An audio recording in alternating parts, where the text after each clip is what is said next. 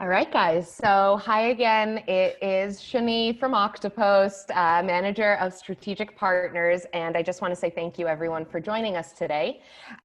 Today we have a very special guest, our very good friend, Johan Moreno. He is the Social Media Manager over at JD Power. This is where the slide, there we go. Johan Moreno, Social Media Manager over at JD Power, and our fantastic Director of Social Strategy here at Oktopost, Jen Gutman.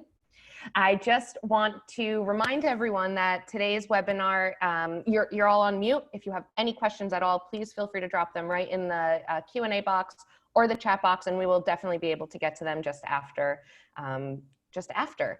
So this is going to be a very fun webinar. JD Power is a global leader in consumer insights, data analytics, and advisory services that really help their clients drive growth and profitability. Johan, I would love to hear a little bit more from you about exactly what it is that JD Power do. Yeah, so first of all, an introduction. My name is Johan, and I'm the social media manager for JD Power. A little bit more about me and the fantastic company I work for. I've been with JD Power since 2016, and I actually have a background in journalism. And what drew me into the company was what the company stood for, which is independence, integrity, and impact. Much like journalism, JD Power stands for truth and uses data to paint a picture on what consumers are seeing on a day-to-day basis. Many of you may recognize that big JD Power trophy on your screen right now from our well-recognized JD Power trophy and awards program, but we go way beyond trophies. A common thing that consumers tell us is, oh, I recognize JD Power from the trophies, and I know you guys give awards, but what do you guys actually do as a company? So I'm going to explain some of that, and hopefully you guys will learn a lot today. But these trophies have made us into a household name, but the reality is our mission is to provide data that can radically transform products and customer experiences across the industries we serve. Our business lives and dies on data, and our business is only as good as our data. And with thousands of Fortune 500 companies trusting JD Power data, I think we do a pretty good job. For instance, and I was actually researching this the other day because we had one of our biggest automotive studies of the year drop yesterday, actually, which is our initial quality study. And the Wall Street Journal has actually called it the Oscar or Grammy Award program for new vehicle quality. So it's pretty well recognized, name, but also our data, does a lot of the talking as well. Our motto is truth that transforms. Consumers rely on JD Power to make them better buyers, owners, and sellers. Business customers look for our guidance on how to harness information to drive performance and to improve their products and strengthen their businesses. So we have a presence in over 9 industries, and it's likely that your company or one of your clients has used insights or data from JD Power. So this is actually a very cool picture, and I'm going to explain it in a bit. But over the years, our company has kind of revolutionized itself into a data and analytics powerhouse using tools like artificial intelligence and machine learning to better help our clients. But we actually have very humble roots. This is our founder, James David Power III. He started the company from his kitchen counter. As many of you may have heard, our original company name was JD Power and Associates. So James's wife and children were actually the first JD Power associates. In 1972, our company first drew national attention when Julia Power, Dave Power's wife, pictured there, discovered a design flaw in certain Mazda automobiles, which was then publicized by the Wall Street Journal. So this is JD presenting a JD Power Plant Award to Toyota. Sadly, James retired in the 2000s, but he's no longer, he's already retired pretty much, but his legacy lives on. He has a book out too, which is, I think the book is called Power something. You can find it on Amazon if you just put in JD Power. So anyway, here's a quick explainer of some of the services we offer, just to give some more background on our company. We offer benchmarking research, which is our studies and surveys, our data and analytics division, which includes PIN, the Power Information Network. So a lot of people don't know this, but PIN actually analyzes pretty much every auto retail transaction happening in the US. And we take this data and do other like forecasting and similar services. Advisory services, so we work one-on-one with clients, helping them improve their customer experiences and quality. We also have our awards and recognitions programs like our trophies and so forth. Not on this slide is also our B2C division. So we help consumers with insights, vehicle data, and so forth. We also recently acquired Auto Data Solutions, which is an industry-leading provider of vehicle data, technology, and inventory merchandising solutions. So we have a lot going on in a lot of industries, as you can see there. Here's another slide giving you some numbers on our impact as a company. 175 studies, over 5 million consumers surveyed. Our brand is trusted by millions of consumers and is featured in hundreds of commercials per year. 91% of consumers in the US recognize the JD Power Award, which is amazing as far as the brand recognition goes.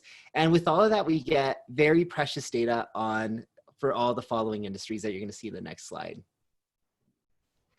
So like I said, we have a presence in 9 different industries, all the way from automotive to insurance, banking and wealth, lending, TMT, which is our technology, media, and telecom, media, and technology, which works with wireless carriers, anything related to technology. At home, which is like mattresses. We even do like mattresses and vacuums, like vacuum satisfaction, which is really funny. Travel and hospitality, healthcare. So we have a presence in a lot of different industries, and it's likely that we reach your brand through one of these verticals. Amazing. So based on the variety and the collection of data that you have, from mattresses to automobiles to enterprise organizations, I trust that the team over there did have some firsthand insights into how these different industries were probably affected by COVID-19. Are you able to share with us some of those insights today? Yeah, so, our company, this was a very big challenge for our company, especially for 2 of our groups. So it particularly impacted 2 of our groups. For example, our core automotive group, which is focused on new vehicle sales. So for auto, new vehicle sales were down up to 59% on a weekly basis during the stay-at-home orders. Wow. This is compared to our yearly forecast pre-COVID. So we can actually see here, our data has actually received a lot of media attention. It's often publicized in like CNBC, like I said, the Wall Street Journal, the New York Times. They all feature JD Power automotive data. Mm-hmm. But beyond the automotive space, it also impacted our travel and hospitality intelligence. If you want to go to the next slide here. I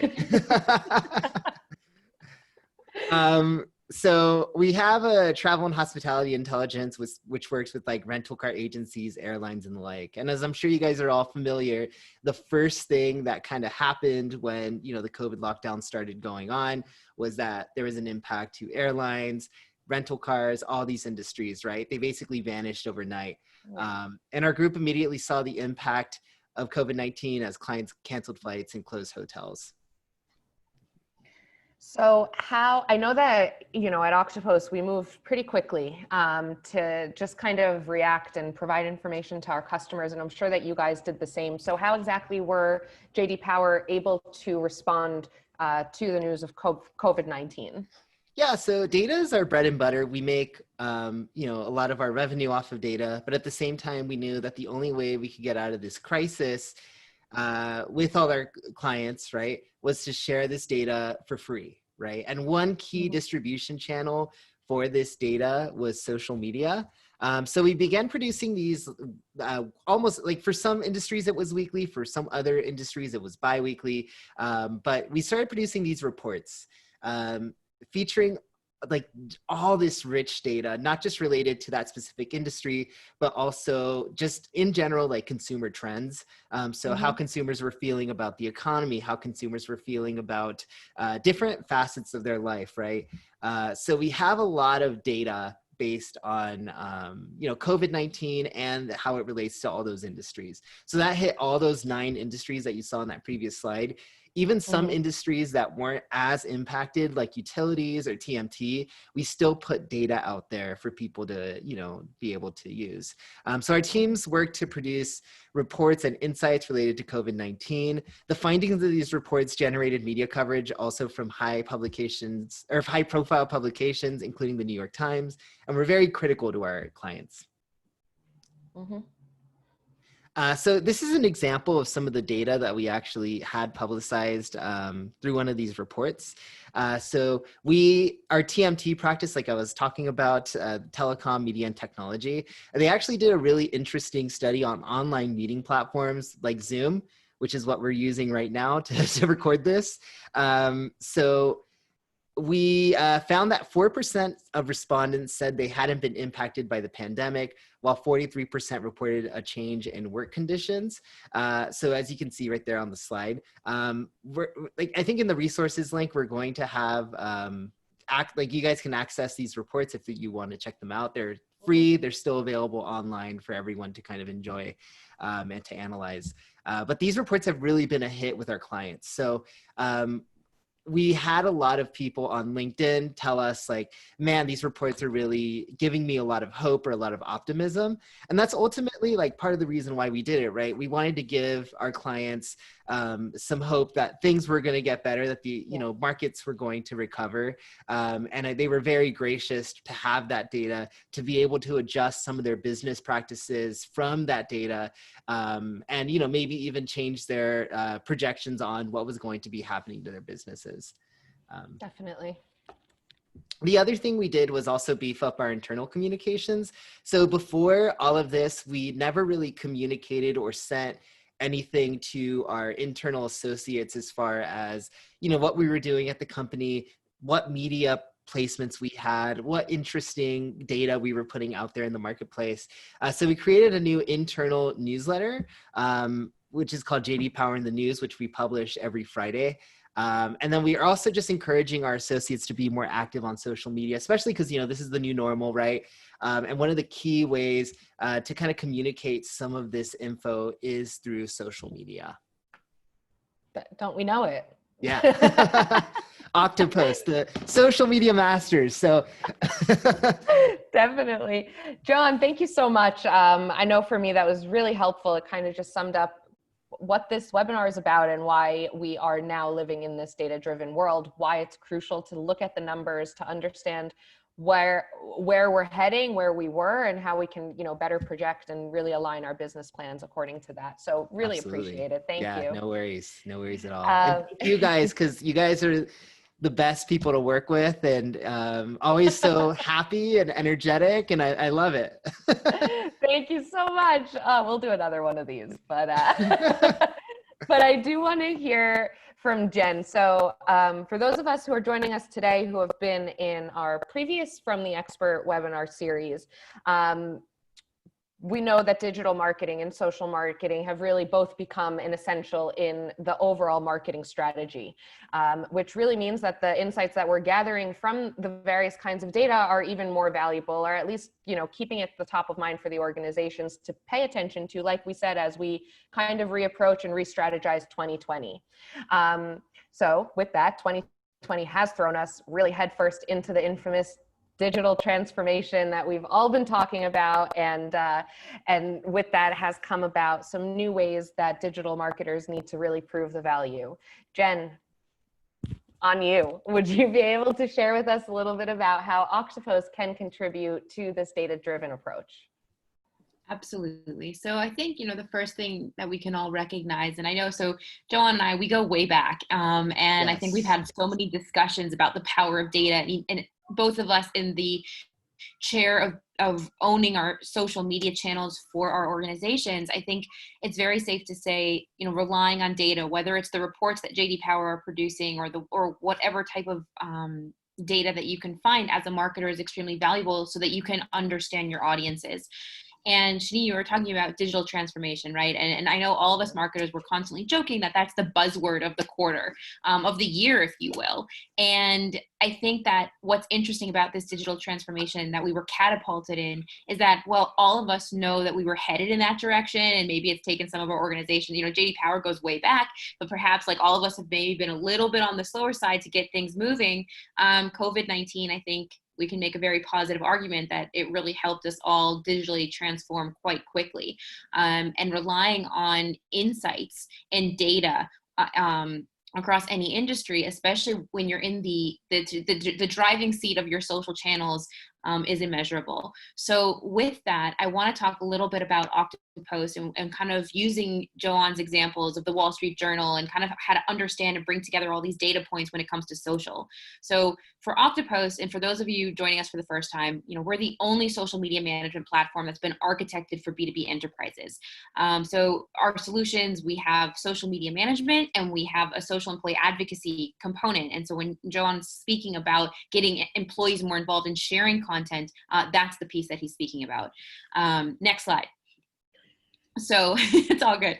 And so what we're seeing, and actually just today, I got hit with a really interesting infographic. Our decks are being updated today, that social media, this is a report from Marketo's State of Engagement report a few years back, saying that without social data, your organization is blind to the third largest engagement channel, right, which is social media. But just today, it's actually been catapulted to number one, and it is being focused on across every industry. Wow. And it makes a lot of sense, right? All of us today are working from home.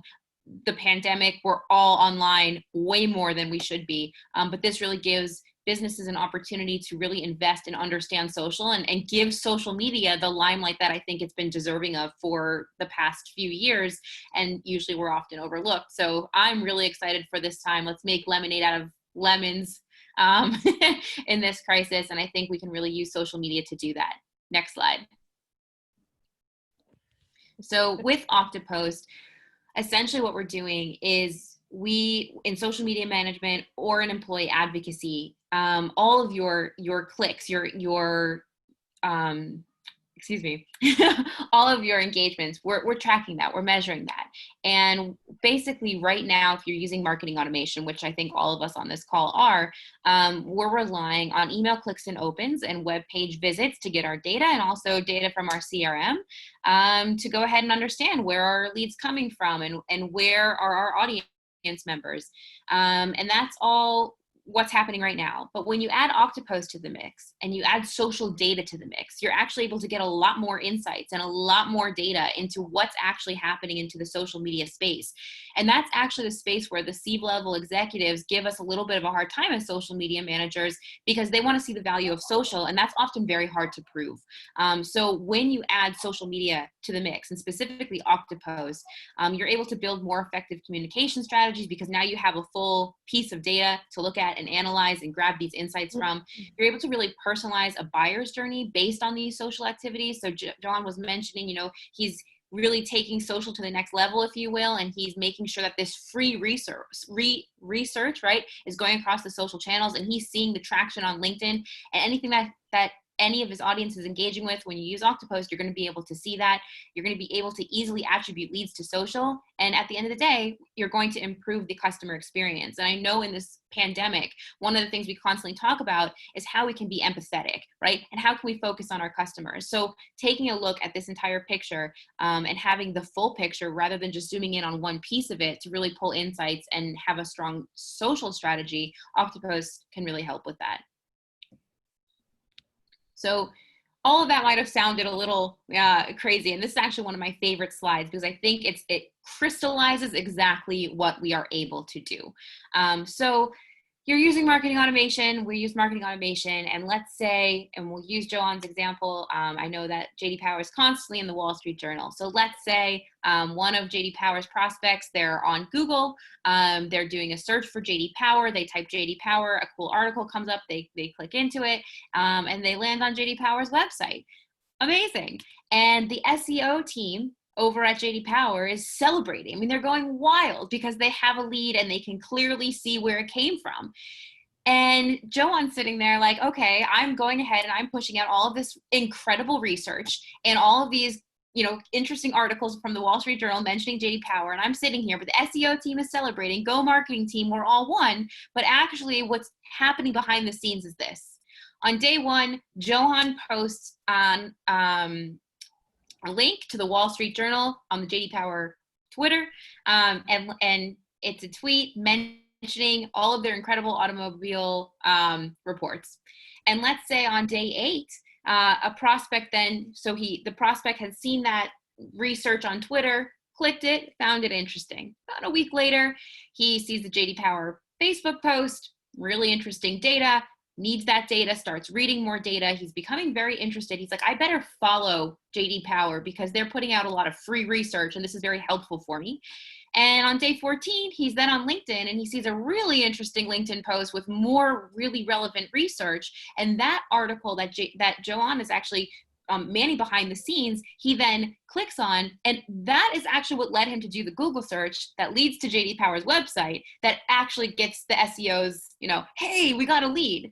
But when you see the full picture and you see the full journey, you can now understand that social media played a gigantic role in driving this prospect through the marketing funnel, if you will. And as social media managers, this is gold for us because we often get overlooked, and we love the SEO team. They do a great job, but social today plays such a gigantic role. And especially with all of us on social media and using social media, that we really need to understand what's happening before they even get to that Google piece to understand the social journey.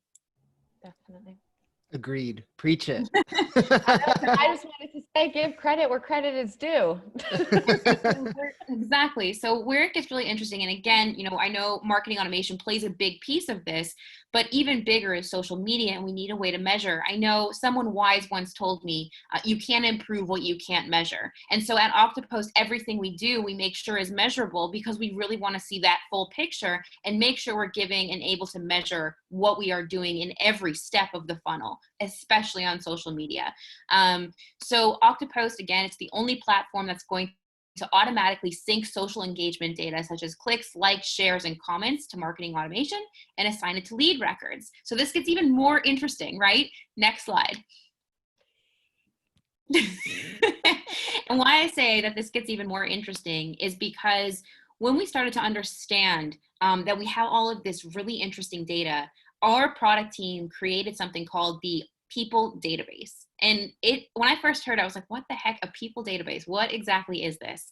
And it's actually a really intelligent tool that is able to capture all the people that engage with your brand on social media, either through your corporate social channels or your employee advocacy feeds. And it's quite powerful. The tool allows you to generate net new leads from social media and basically add them directly to your marketing database to track their social behavior. And again, where all this insight comes in. So for example, if I'm seeing, and I'll go back to JD Power's example, if I'm seeing that one of my prospects on social media is clicking on a specific type of research, I'm likely to assume as a marketer that they're probably interested in that vertical or they're interested in that industry. And perhaps, Joanne mentioned he has internal weekly newsletters, but perhaps for the prospects, when we start understanding all of the social engagement, the clicks that they're clicking on and the different research, perhaps we're now able to go ahead and add them to a smart list inside of our marketing automation. And then that prospect or that customer, we can make sure that we're personalizing their experience with our brand. And now they're getting the reports directly when they're released. I know they're for free, which is great, but they're getting a very personalized experience with the brand. And this is all available when we're starting understanding and analyzing exactly what our prospects are clicking on. And then of course, with the people database, we don't stop at just understanding and tracking social behavior, but we want to be able to measure and match. So we automatically match and sync all of the social engagement data with your existing leads, which is amazing. So you can build more effective communication strategies and really personalize, as I said, that buyer journey based on how they engage with your social content. And what I love about this as a social media manager is that I can go to my boss at the end of the day and really show him, okay, this lead you see was engaging on Twitter, on LinkedIn, on Facebook with this content, and now here's all of that data synced so your sales team can go and do what they need to do, your customer success team can go ahead and do what they need to do, and you as the marketer can go to sleep a little bit more easily, hopefully at night, knowing that you prove some value. So with that, right, we to just sum up the outcomes, we're able to, with this social engagement data, really do better lead nurturing and scoring, right, and set up these really personalized experiences. Again, I think besides digital transformation being the key word of the quarter, I think another big word that all of us marketers are really hearing is empathy, or being, doing empathetic marketing. And I think it's very important. And by using social media to really understand whether it's our prospects or customers, we're able to go ahead and do that lead nurturing and scoring to a way that really wows them, because they feel heard as our customers. Demand generation, right? People database, we're able to identify new leads that are coming from social media. This is huge. This is what CMOs want to hear. And they, likes, shares, they're all very nice. They're engagement metrics. We need those too.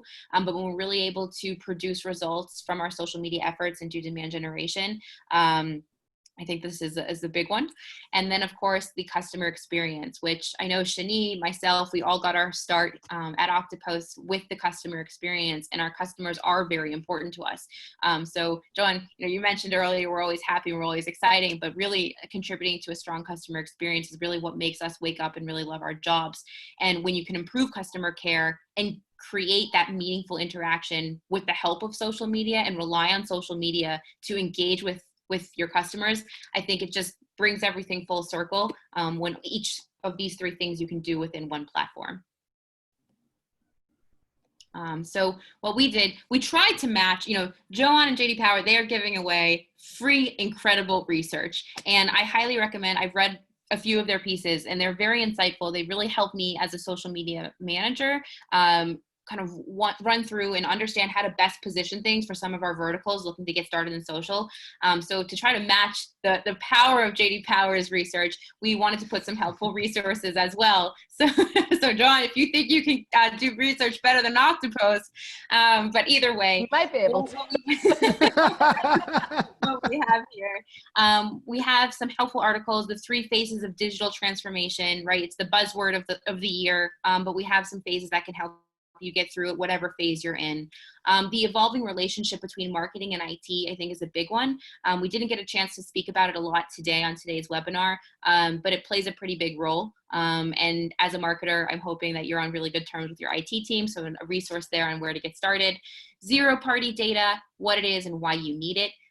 So again, it's all about the data. And then the what, why, and how of social media data to help you zoom in on, once you read all of the JD Power research in your respective vertical, how can you use that data to go ahead and build social strategies, and then use that data to get really fancy in your marketing strategies. Amazing. So this brings us to the end of our deck, but we have a ton of questions that came in. So I just want to put a very quick, bear with me one quick second, guys. Now it's the 2 screens and pausing. So just give me 1 second. Hold on. Sorry. Maybe by the 6th webinar, I'll get the hang of this. We'll see. All right, so I'm going to ask these questions. Some of them I will delegate. The first one, though, I think is relevant for the 2 of you. So making social media measurable, what are some of the metrics I should be thinking about?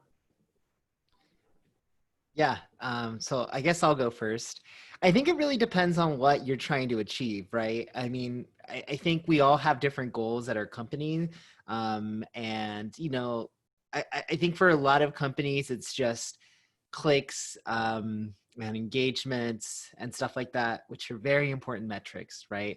I personally think engagement is actually a very important metric in terms of, like if you're putting content out there that's very valuable and that people want to share out there, like I always get so happy when I see people share our content and offer commentary and, like, and all that stuff. But at the end of the day, like a platform like Oktopost, right, really helps you, if you're a B2B company like ours, understand like where those like if you get a lead out of social media, right? I mean, that's incredible, because up until maybe a few years ago, like our company didn't really believe in social media. Like when I joined the company, it wasn't a standard practice to share a lot of this data out on social media, or like share a lot of content, white papers, stuff like that. Like a lot of it was just primarily being done via email. So I think like getting anything out of social media, like in terms of being able to track leads back to social media content, is super important if you're a B2B company.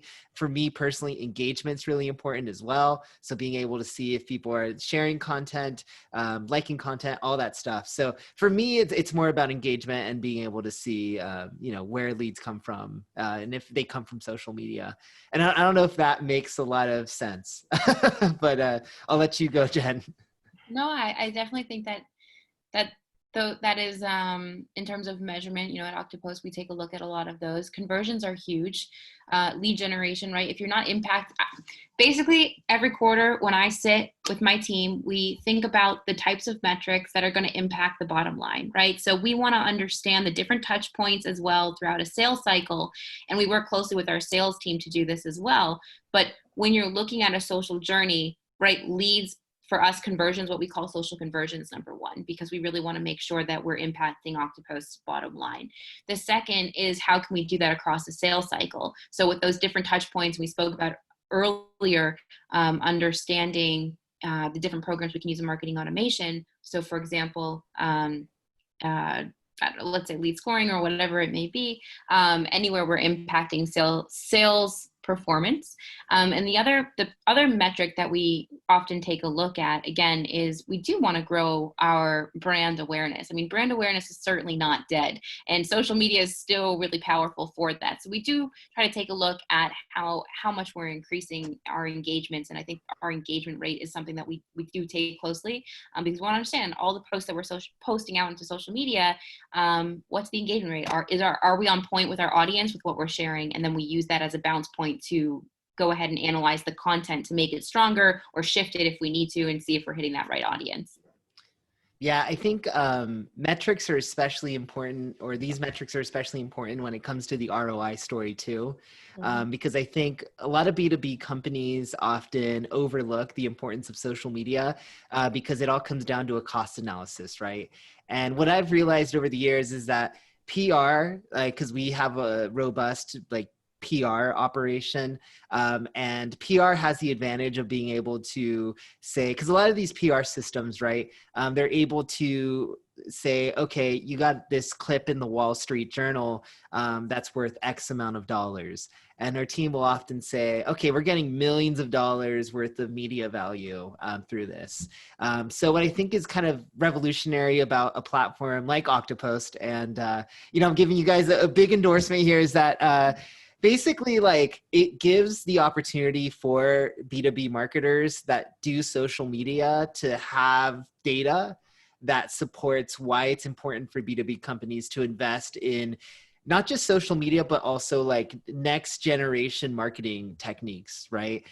So going beyond just social media and other content platforms and other, ways as marketers, we try to always step up our game, whether it's through a podcast. I know Jen was telling me that, she does podcasts and stuff like that. But it's also it gives us the opportunity to also explore different ways on how consumers, or, B2B consumers as well, are engaging with content as well.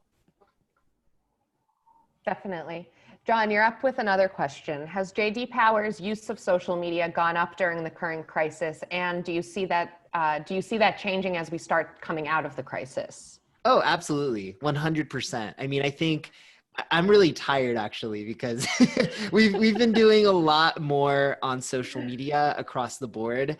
But what's even more impressive is that we have more of our associates engaging on social media than ever before, right? Because sadly, the pandemic has, turned social media into the town square, right? So we have a lot more support now. People are more supportive of sharing content on social media, sharing what the company's doing on social media, engaging with their content. So a lot of that growth that we've actually seen has also been from associates actively participating in social media programs.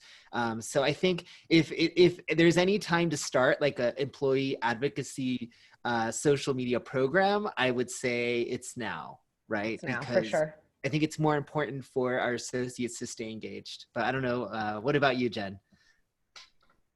Yeah, I mean, I think I would fully agree with that. I think when it comes to social, what's become interesting is breaking through the noise.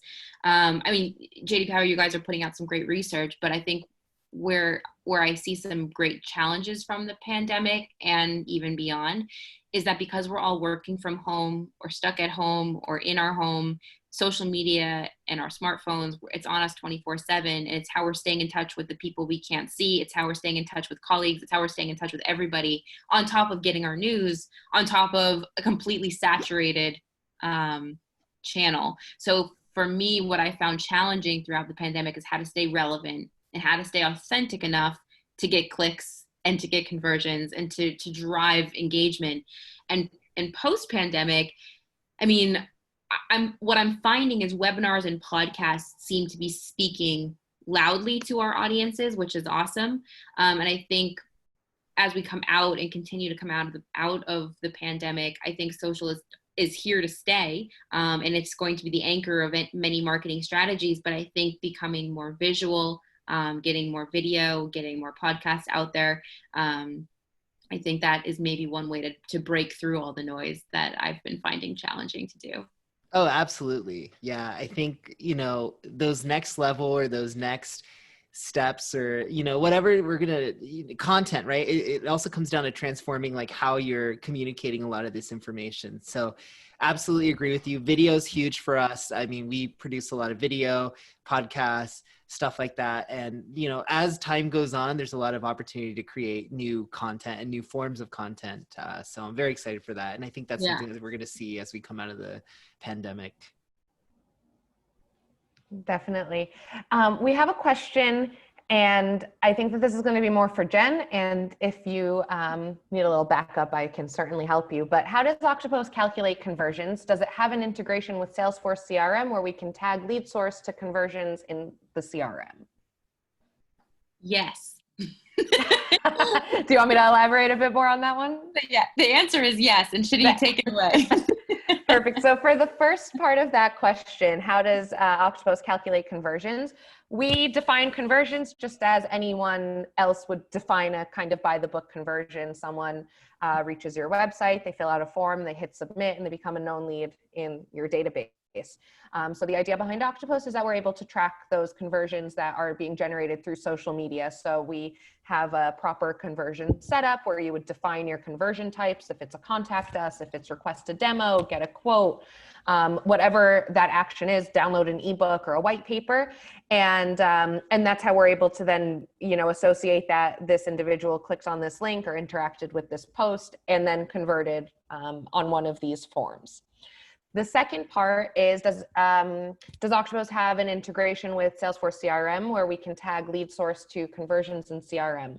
That answer is yes. We have a very robust integration with Salesforce where we are essentially updating to the last, to these conversion types. We can see the social journey within the both the lead and contact record as well as the account level.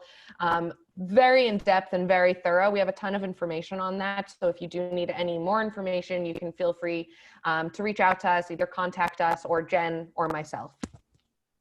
And we just have so many questions. I could talk about the Salesforce integration for an hour, and it's been done before, but I don't think anyone wants to hear me talk right now for another hour. So any additional information that you need, just feel free to let us know.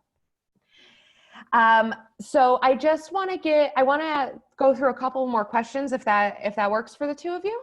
Yes. Yeah. Okay, perfect. Joan, I like this for the two of you. What is the best performing social channel for you and why? LinkedIn, 100%. LinkedIn. Amazing. because we are a B2B company. It's how we make, the bulk of our revenue. And it's the easiest way to connect with clients, finding clients, connecting with them. And the other thing is it's not just also about finding new clients through social media, but it's also maintaining your connections with your existing clients, which I think is super important, and why you should be sharing content to your own personal LinkedIn channels as well, because your current clients also want to know what the company's up to, what kind of products are in the pipeline, so forth.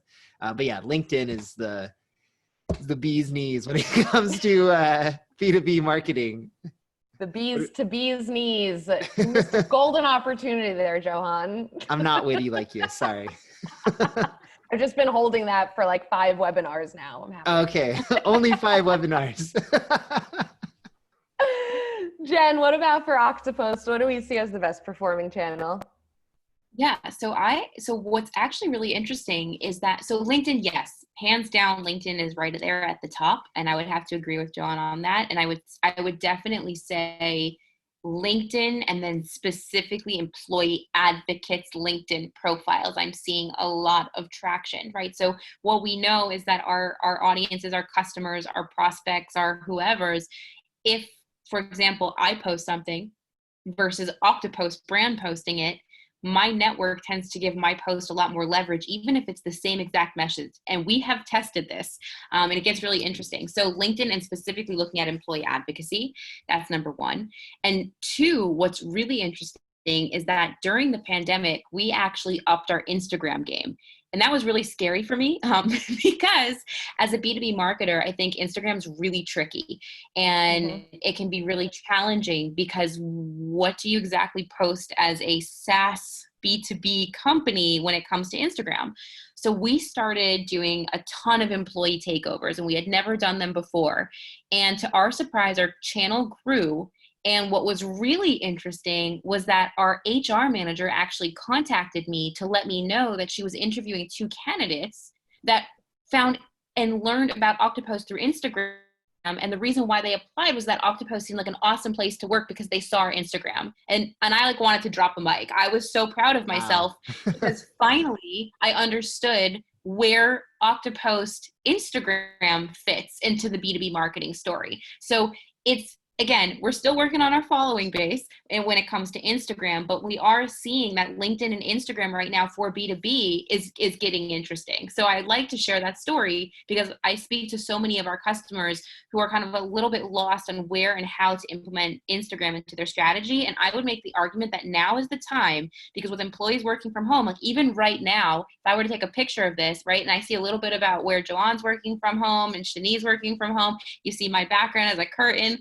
It's interesting, and it gives a little bit of spice to your B2B marketing content on Instagram, and it gives you a little bit of fun, and employees can take it over, and it's that human connection, right? Everybody hears the phrase humanize your brand. So I've seen Instagram is actually for us nicely taken off. Yeah, if you set your expectations for the networks, if we were, I don't know, putting all of our ebooks and blogs on Instagram, I think we could expect no engagement or very minimal engagement. So I think it's just understanding the networks and how we can, how they benefit us and what type of content to put on each of these different networks to get those know the language. But LinkedIn is still number 1. I don't think it's going anywhere. And when you're a B2B marketer, if you're not on, if you're not thinking heavily about a B2B LinkedIn strategy, a B2B tone, you're not going to get very far. I will say one thing I found helpful in doing marketing on Instagram is using Linktree, or having some sort of link where in your bio you can have the link to bio. LinkedIn bio. Because I think it's also important to show people okay, if you want to learn more about what's going on, you can click the link in the bio and we have all the information there. And the great thing about Linktree is that you also have data on what people are accessing, right? Exactly. So that's very helpful as well. Huge help. And the other piece that's interesting, right? We hear a lot of, LinkedIn's number 1, then Twitter, and then Facebook somewhere down here, and Instagram and all those B2C channels. But what's really interesting to take into consideration with Instagram is the stories.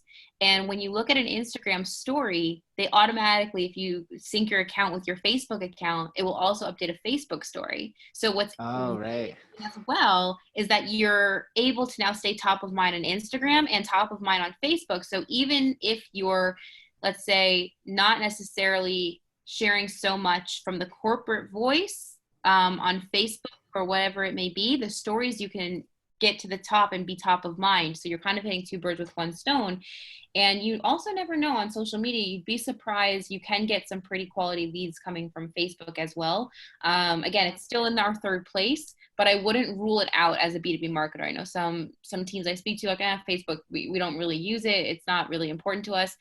But especially in this climate right now, you really don't know who is where and who knows who. So I would definitely recommend. And it's about the tone again. It's, don't set the expectations of, I don't know, my grandma is my friend on Facebook. So I don't know that I would necessarily expect my Facebook audience to now, be downloading our content specifically, but it is a fantastic place for that brand awareness and the company culture and things like that. And like you said, it's just knowing the tone for the network and making it appropriate and setting the appropriate expectations also for what you want to accomplish on those networks. I will say at the end of the day, everyone's a customer, right? So always. I think even my grandma. always, yeah, like even so even if you think about Zoom, right? Like Zoom is an enterprise piece of software, right? Like before the pandemic, like it wasn't being used for like consumers. No. Like it had no, like it wasn't a consumer brand, right? And it's still not a consumer brand. It's an enterprise brand. But because the interface was so easy to use, people found ways to adapt it. So at the end of the day, it's like B2B and B2C, like as marketers, we have to stop thinking, okay, this is on Facebook, so it's going out to consumers, when the reality is that everybody just wants to follow brands that they're passionate about, regardless of what realm of their life it is, right? So Totally. I know, like, for instance, on like LinkedIn, I follow a lot of the consumer brands that I like Lululemon, right? And like, obviously Lululemon at the top of the mind, they don't think, oh, we're going to like market to people on LinkedIn. But the reality is, like, I follow brands that I'm passionate about, regardless of whether it's on my Facebook or my LinkedIn or my Instagram at the end of the day. So definitely. One more question. I'm going to put this out there. Jen, I do think it will be more for you or both of us. Does Oktopost have an API into Eloqua where, depending on social behavior, I can add a campaign process where they can go through a different process based on behavior filters I create on the campaign from their social behavior? That's got to be an Eloqua customer asking that question. Yeah. So the answer there is yes, but as I shared in the beginning of this webinar, Shani is one of our masters of customer success and strategy. So and you have the question in front of you with the touch point. So I'm gonna pass that your way. The answer is yes. I know that the answer is yes. Yeah. So the very short answer is yes. As we mentioned, we are syncing the social engagement data, the link clicks, the likes, the comments, the shares, direct messages, comments, retweets. I don't think I missed anything. We're syncing all of this data automatically without really, very, very minimal setup.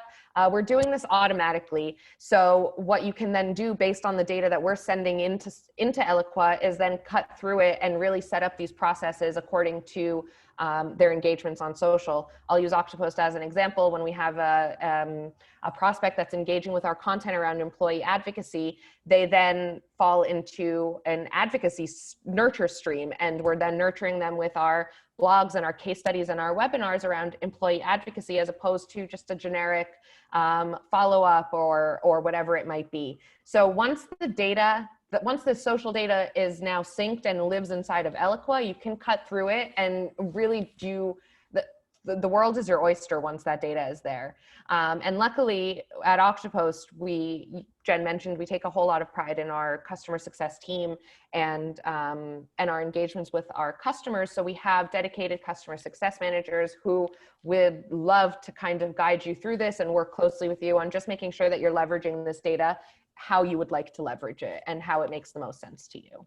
And one other thing I want to add about that one is that I know, and because I've spoken so much directly with Eloqua, we have a really good working relationship with Eloqua. So when you're using Eloqua and you're using Oktopost, it's like peanut butter and jelly. It just really goes together. And I'd be happy. I don't know who's asking, but I'd be happy to connect you with my connections over at Eloqua because they're great and they really help us help our customers, and we really help them as well. So we are really a strong team. That's Jen at oktopost.com.